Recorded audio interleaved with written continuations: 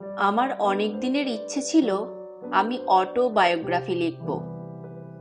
এ বিষয়ে অনেকেই আমাকে উৎসাহিত করেন।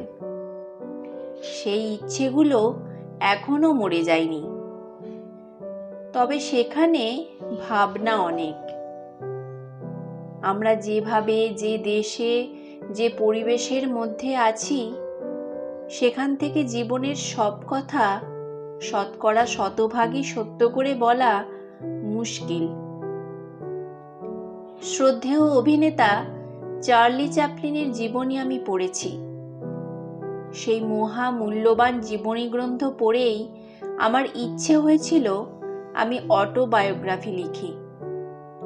পরে সেই উৎসাহ স্থিমিত হয়েছিল চার্লির জীবন দেখা ও জীবন নিয়ে বলার দুঃসাহস দেখে। যদি জীবনের